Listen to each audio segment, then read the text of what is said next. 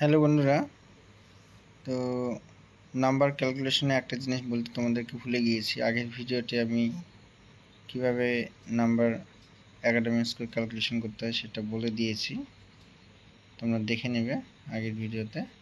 এখানে একটা জিনিস বলতে ভুলে গেছি, উচ্চ মাধ্যমিকে তুমি যদি কোনো সাবজেক্টে ফেলও করো সেই নাম্বারটাও অ্যাড করতে হবে। ওকে, অর্থাৎ এডিশনাল নাম্বারটাকে অ্যাড করতে হবে বলে দিয়েছে। নোটিশটা ভালো করে পড়ে নেবে। মনে করো তোমার একটা ফোর্থ সাবজেক্ট ছিল বা অ্যাডিশনাল একটা সাবজেক্ট ছিল, সেটাতে তুমি কম নাম্বার পেয়েছো, তাহলে তোমার মেন সাবজেক্ট ছিল 5টা, অ্যাডিশনাল একটা, টোটাল 6টা সাবজেক্ট। তাহলে তুমি 600-র মধ্যে 540 যদি পাও, তাহলে 540কে 6 দিয়ে ভাগ করে যেটা বের হবে সেটাই তোমার উচ্চ মাধ্যমিকের পার্সেন্টেজ। ওকে, এইভাবেই বের করতে হবে।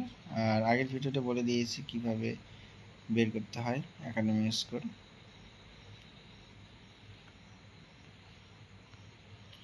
আর যখন ফর্ম ফিল আপ করবে সেখানেও তোমাদেরকে, কারো যদি 7টা সাবজেক্ট থাকে তাহলে 700-র মধ্যে যত পেয়েছে সেই নাম্বারটা দিতে হবে, আর 700 টোটাল নাম্বার 700 দিতে হবে।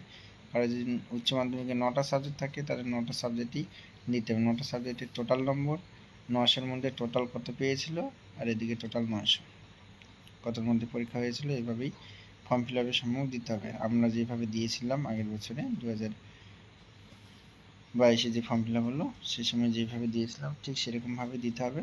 আর আগের নোটিশ আর এই নোটিশের সেম কথায় লেখা আছে যে অ্যাডিশনাল নম্বরটাকে অ্যাড করেই দিতে হবে। তোমার মার্কশিটে যতগুলো নম্বর থাকবে সেই নম্বরগুলোকে অ্যাড করে দিতে হবে। ওকে, এই জিনিসটা বাদ পড়ে গিয়েছিল, সেই জন্যই আবার দ্বিতীয়বার ভিডিওটা করা। আশা করি তোমরা বুঝতে পেরেছো।